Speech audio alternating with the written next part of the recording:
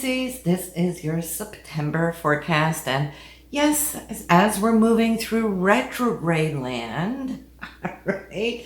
Yes, we're still evolving.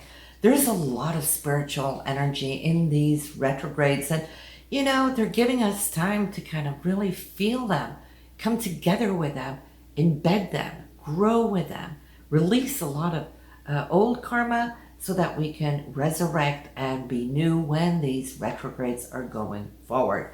So before I go to the more fast-moving planets, I'm not going to spend too much time because we've talked about these last month and we'll be talking about them again, and they're not moving much, but just to refresh. Jupiter and Saturn in your 12th house retrograde, well, that is you. You're dreaming a lot these days. That is whether it is daydreaming, you might be sleeping a lot, your nocturnal dreams might be expanding, downloading a lot of information, because spiritually there is this renewal taking place. Jupiter, even when retrograde, is an expansive planet. So it's expanding your subconsciousness. In that, Saturn is trying to really give some roots and anchors to all of that. And it's also a very creative house. So you might find that your creativity might want to expand, but also contract, because Saturn contracts with the rings, Jupiter expands, right? So what does that mean? You might feel that as far as your sleep cycles, you might have a couple of nights a week with insomnia. You might have the rest of the week waking up very, very early. All right? It's like this, the ebb and flow, but who does that better than you, Pisces, right? There has been changes going on in some of your circles of friends with Pluto being retrograde there, going through transformations. You might be the middleman coming in and kind of being lending your ear, listening, and being a part of that transformation. Pluto does that very, very well. We have Neptune in the first house.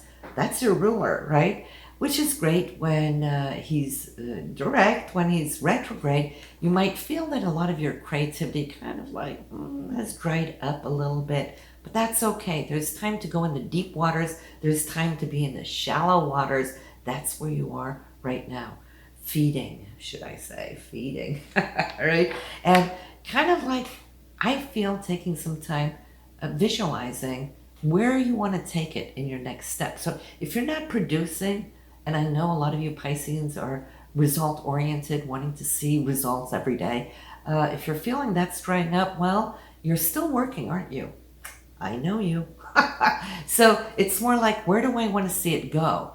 And positioning yourself for when Neptune is going to go direct again. So you're still working on your stuff. Okay, so Uranus retrograde, third house, that's communication.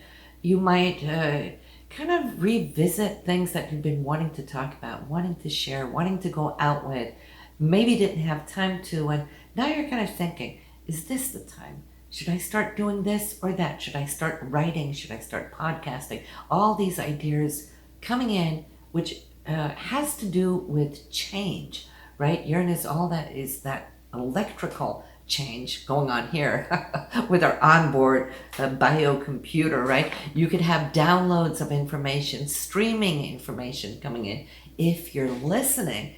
And that is what the 12th house is really good about, is that internal listening, aligning all your chakras so that you could be ready to go when everything will be on the move down the road.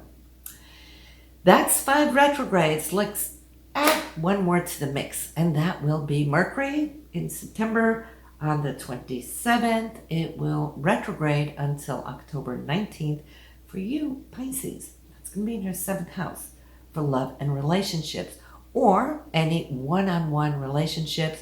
You might feel that this is a very important time for you to communicate important things, but validate, especially if you have something really important that you want to impart with. Make sure that whoever is listening is hearing what you're saying, just so we don't open up for misunderstandings. And that goes when you're listening to others too. Don't be too quick to jump to conclusions. If, whenever in doubt, ask the question, right? And settle it right there and then, because Mercury retrograde, especially in this area with partners, can be very touchy in that sense. But that being said, we have the sun, we have the new moon, we got Mars in this area of the 7th house, okay? So Mercury is going to come in and join those. It starts out, Mercury that is, starts out in your 8th, but it's going to go back into the 7th house, join up with the sun and Mars.